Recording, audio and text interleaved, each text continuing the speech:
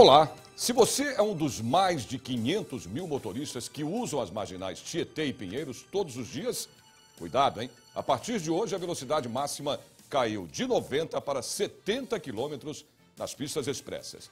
Nas pistas centrais, a velocidade máxima caiu de 70 para 60 quilômetros por hora e de 70 para 50 nas pistas locais. Para ônibus e caminhões, a velocidade máxima nas pistas expressas será de 60 quilômetros por hora. 18 radares vão fiscalizar os motoristas. Quem exceder a velocidade pode receber multas que variam de R$ 85 a R$ 574. Vai doer no bolso, hein? E você vai ver também no Jornal da Assembleia. Projeto de lei prevê que cada morador de prédios e condomínios pague por sua conta de água individualmente. Mais segurança para quem usa piscinas em São Paulo. É o que prevê outro projeto aqui da Assembleia. Reinstalada a frente parlamentar que discute a prevenção e o tratamento para quem usa crack em São Paulo. A partir de agora, no Jornal da Assembleia. Já imaginou as principais ruas e avenidas de São Paulo sem aquelas carretas gigantes que provocam congestionamentos imensos? Muitos desses veículos são de outros estados e passam por São Paulo sem parar. Mas esse problema tem prazo de validade. Com a conclusão do Rodoanel Mário Covas, que está perto de acontecer, os caminhões e as carretas vão deixar São Paulo livre. E para fiscalizar as obras e não deixar o Rodoanel atrasar, a Assembleia Legislativa de São Paulo relançou uma frente parlamentar. Agora estamos fiscalizando mais de perto a finalização do trecho leste e o início o começo das obras do trecho norte do Rodoanel. A novidade vai trazer muitos benefícios para a cidade. Traz uma questão econômica, né? Como eu disse, a questão social, a questão viária, mas também nós temos que adequar também alguns impactos. A questão do impacto ambiental que houve, nós temos que cobrar aí se as compensações foram realizadas por parte da DESA, do governo do estado, temos que cobrar a questão da segurança. Além disso, tem o objetivo de garantir a participação da população no debate dos impactos da obra nas comunidades, fiscalizar os valores e garantir que as famílias desapropriadas recebam as indenizações. Nós também temos em mente a questão dos prazos de execução da obra que nós fiscalizamos, porque é uma obra importante e os prazos devem ser respeitados também, né? Então é uma frente bastante atuante, abrangente e que, sem sombra de dúvida, vai mostrar ainda mais resultados nesse relançamento, a partir do relançamento agora. O combate ao crack é uma preocupação aqui na Assembleia Legislativa. Por isso, foi reinstalada uma frente parlamentar para discutir a prevenção e o tratamento dos dependentes. Hoje, eles já são mais de 400 mil brasileiros e precisam de políticas públicas e apoio para abandonar o vício e retomar a vida. Crack. A droga, que está entre as mais viciantes, pode ser adquirida por um valor relativamente baixo, entre R$ 5 e R$ 10 uma pedra. Hoje nós temos quase 400 mil dependentes de crack que estão catalogados, em todo o Brasil. E São Paulo, por ser o maior estado da federação, sofre mais com isso, porque o contingente ainda é maior. Para o deputado Adilson Rossi, do PSB, a solução passa pela criação de programas sociais. Se você tem um programa social, você tira ele da rua, ele sai da rua, ele tem um emprego, ele se torna uma pessoa digna, ele tem dignidade, ele não vai voltar para a droga. O deputado Padre Afonso Lobato, do PV, que integra a frente, lembrou que a questão é também de segurança pública, uma vez que 70% dos presidiários têm alguma relação com as drogas, seja no consumo ou com o tráfico. Ele citou a Fazenda Esperança, em Guaratinguetá, interior paulista, que atende cerca de 10 mil usuários de drogas em todo o país, como um modelo de atendimento a ser seguido. Lá usa, de fato, o método, é o tripé, né? Vida comunitária, vida de oração, espiritualidade, né? E trabalho. O tempo de permanência na fazenda é de 1 ano. Dá resultado porque eles trabalham um renascimento. A primeira frente parlamentar de enfrentamento ao crack foi criada em 2010 e reinstalada nesta legislatura. Para esta nova etapa, o deputado Jogiato, do PMDB, ex-coordenador da frente, aposta em uma força-tarefa para a prevenção. Já no tratamento, diz que é necessário tratar os usuários como pacientes. Temos que dar a eles a oportunidade de corrigir, de se tratar, tendo locais de interação. Agora, esses hotéis que estão abrigando esses usuários tem muita controvérsia. A gente percebeu que trabalhando, organizando, dá para a gente ganhar essa guerra. Saber agora da previsão do tempo. E o tempo muda amanhã em toda a região metropolitana de São Paulo. Chove em áreas isoladas. A máxima chega aos 25 graus. Em Campinas, a previsão para amanhã é de tempo parcialmente nublado. Chove à tarde e à noite a máxima chega aos 26 graus. Em São José dos Campos, a terça-feira vai ter tempo aberto, mas chove no fim do dia. A máxima também de 26 graus. Em Sorocaba, a previsão de chuvas isoladas no fim da tarde. A máxima é de 24 graus. Em Ribeirão Preto, terça-feira vai ser de tempo bom à tarde. No começo da noite, chove em áreas isoladas. A máxima chega aos 29 graus. Você vai ver a seguir, o projeto de lei prevê que cada morador de prédios e condomínios pague por sua conta de água individualmente. Os detalhes você tem depois do intervalo. Até já.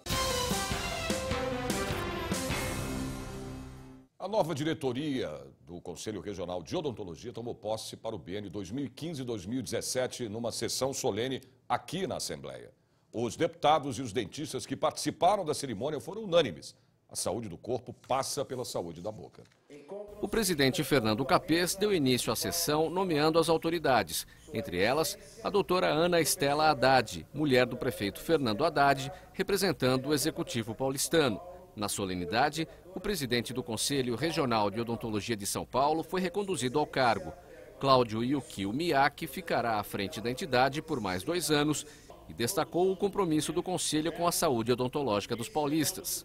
Nós queremos implantar mecanismos modernos de informática, de comunicação, para que os nossos profissionais, a nossa população, possa saber um pouco mais sobre saúde bucal. A relação entre a Assembleia Legislativa e o Conselho Regional de Odontologia de São Paulo foi destacada, bem como o apoio que o Parlamento Paulista pode dar às questões relacionadas à odontologia no Estado, como o plano de cargos e carreiras dos dentistas que atuam no serviço público. A função principal dos conselhos profissionais é de proteção à sociedade, fiscalizando o exercício da profissão e, consequentemente, denunciando quando existe o exercício ilegal da profissão. O câncer de boca é um dos problemas de saúde mais sérios no Brasil.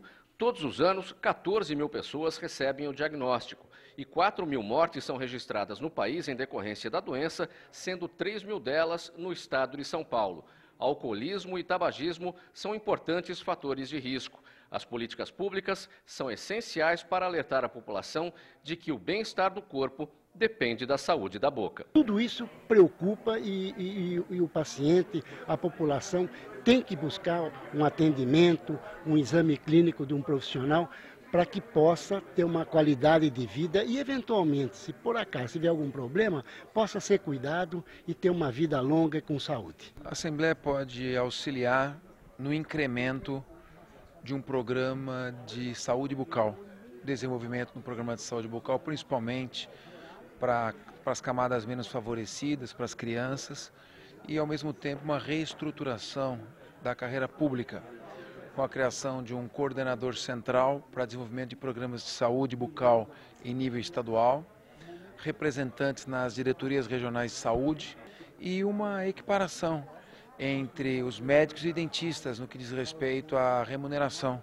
no caso da jornada de 20 horas mensais. Bom, pagar apenas pela água consumida em cada apartamento. Este é o sonho de muita gente que mora em prédios ou condomínios de São Paulo. O projeto nesse sentido está em discussão aqui no Parlamento Paulista. Antes da instalação individual de hidrômetro, a conta de água do subsíndico Mário Martins era em média de R$ 50 por mês. Com a individualização, passou para R$ 35.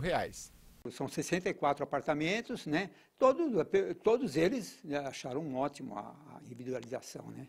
A conta dele, como acontece com boa parte dos condomínios, era rateada por todos. E o tal "sou sozinho e tenho que pagar o mesmo que outras famílias maiores" era bem comum. Para oferecer a todos a oportunidade de pagar apenas o que gasta, o projeto de lei do deputado Rogério Nogueira, do Democratas, propõe que os consumidores de água fornecida por sistemas públicos e que morem em prédios ou condomínios possam requerer do prestador de serviço a medição individualizada do consumo. Helder Pereira, que há 10 anos trabalha com instalação de hidrômetros, diz que o processo é simples. O processo de individualização não mexe na estrutura individual do prédio, tá? A gente sempre pega depois dos registros e montamos um barrilhete. Após o registro individual, descemos um cano com um hidrômetro para cada unidade. A individualização da medição da água não é apenas um fator de economia, faz parte de mudança de cultura, diz o autor do projeto, deputado Rogério Nogueira. Sei que demora na casa para se aprovar um projeto como esse, né? Muita discussão, mas os prefeitos podem fazer esse projeto. E é um sucesso na cidade de Indaiatuba. Todos os imóveis, tanto os prédios, condomínios, hoje tem o hidrômetro separado. As pessoas que querem sair da casa, ir para apartamentos ou para condomínios, eles exigem que tenha aí o hidrômetro separado. Então, por quê? Porque ele vai pagar o que ele usa. Saber agora como fica o tempo amanhã em mais cidades do interior e também do litoral do estado. Em Santos, a terça-feira começa com sol. Mas à tarde o tempo fecha e deve chover em áreas isoladas. A máxima é de 27 graus. Em São José do Rio Preto, a previsão é de muito sol e calor, máxima de 29 graus. Em Mogi das Cruzes, uma terça-feira de tempo parcialmente nublado e chuvas isoladas. A máxima chega aos 24 graus. Em Piracicaba, também chove no fim da tarde. A máxima chega aos 26 graus. Você vai ver depois do intervalo um projeto em estudos aqui na Assembleia quer mais rigor para a construção e reforma de piscinas no estado. Tudo em nome da segurança. Nós voltamos já já. Mais segurança para quem não dispensa um banho de piscina em casa, no prédio, condomínio, clubes e academias. Projeto de lei em tramitação aqui no Parlamento Paulista cria regulamentação e normas de segurança na construção ou reforma de piscinas no estado de São Paulo. Neste verão, piscinas se tornaram fonte de preocupação para os pais, depois de seguidos casos de afogamento causados por drenos de sucção. Ela mesmo fala, mãe, olha o ralo aí, mãe. Aí ela sai. Quando eu vejo um ralo, eu já saio pra cima e fico em pé e já é.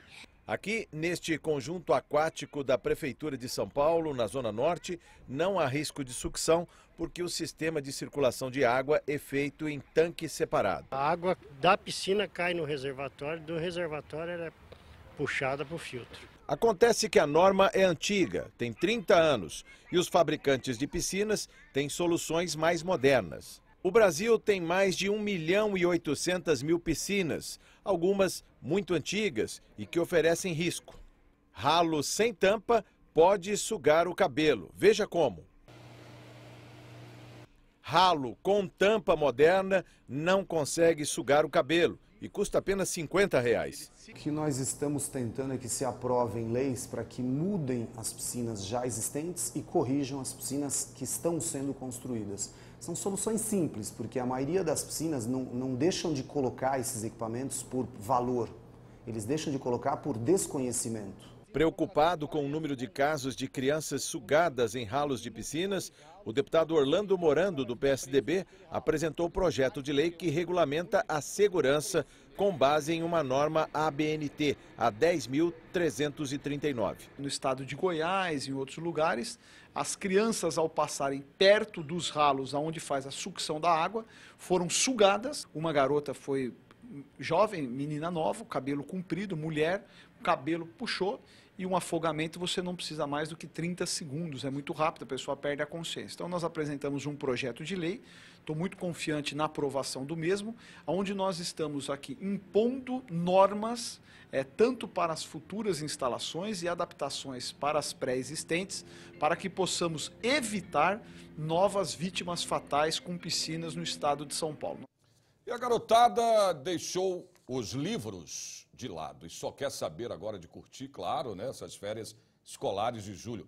Bom, só que a festa deles, em muitos casos, vira um pesadelo para os pais. É que nessa época do ano aumenta o número de acidentes domésticos. E a repórter Priscila Silvério foi conversar com um especialista e tem agora as dicas para evitar acidentes. Olá, Priscila. Quais os acidentes mais comuns e o que deve ser feito para evitá-los? Olá, Sérgio. Os principais riscos com as crianças nesta época do ano estão relacionados à diversão. Elas querem andar de bicicleta, patins, skate e soltar pipa. Tenente Diniz, o que fazer quando a criança se machuca com as brincadeiras? Quedas, sangramentos? Se a criança ela se machucou e o pai observou que tem alguma deformidade no membro, ou a criança não está mexendo, né, aquela parte do corpo, ou tem um sangramento que não para, é bom ela chamar o corpo de bombeiros, ligar para o 193. Ela pode também tentar fazer com que essa hemorragia ela pare, colocando um pano limpo, né, pressionando, levantando o membro da criança, né, e também pressionando a artéria que está irrigando aquele corte. No caso das pipas? Pipas, é bom os pais evitarem que as crianças subam em muros, portões, telhados. Também não utilize linha com produto cortante. E também tomar cuidado com os fios elétricos e as chuvas que contenham descargas elétricas. Bom, e nesta época do ano, férias, o doce, na maioria das casas, está liberado. O que fazer quando há, então, um engasgamento com balas e pirulitos?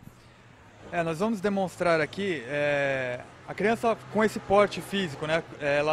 O pai coloca ela no colo com o apoio de uma cadeira, verifica que ela está engasgada, vira de costas, vai efetuar 5 taponamentos na região das costas da criança, voltar a criança para a posição inicial, verificar se continua engasgada. Vai fazer 5 massagens cardíacas entre os mamilos da criança, utilizando os 2 dedos, e repetir esses movimentos até que a criança ela tenha a via aérea desobstruída ou que ela fique inconsciente. Se ela ficar inconsciente, ele vai fazer apenas as massagens cardíacas, numa frequência de 100 movimentos a cada 1 minuto, e a cada 2 minutos verificando os sinais vitais da criança. Lembrar também que chamar o socorro do Corpo de Bombeiros imediatamente, através do telefone 193. E os pais precisam ficar atentos. Sim, os pais têm uma responsabilidade, eles têm que lembrar que as crianças elas são frágeis, elas não conhecem os riscos e elas são muito curiosas. Então, vigilância constante e instrução também por parte dos pais, conhecer os riscos e minimizá-los nas residências e, acontecendo um acidente, ficar calmo, ligar para o Corpo de Bombeiros e não acreditar em crendices populares, passar alguma coisa para curar ou ingerir alguma coisa para cortar o efeito. Obrigada, Sérgio. É verdade, Priscila, porque todo cuidado ainda é pouco, tem que estar ligado mesmo, hein? Obrigado, Priscila. Saber agora como fica o tempo nesta terça-feira em mais cidades do interior do estado. Em Franca, o sol brilha o dia todo, a máxima chega aos 25 graus. Em Bauru, chove no fim do dia, a máxima chega aos 27. Em Limeira, terça-feira vai ter sol à tarde e chuva à noite, a máxima também é de 27 graus. Em Marília, também chove à tarde e à noite, a máxima chega aos 26 graus. Jornal da Assembleia de hoje termina aqui. Você pode acompanhar toda a programação da TV Assembleia SP pelo portal. Anote aí, é o www.l.sp.gov.br. Nós voltamos amanhã, a partir do meio-dia. Até lá.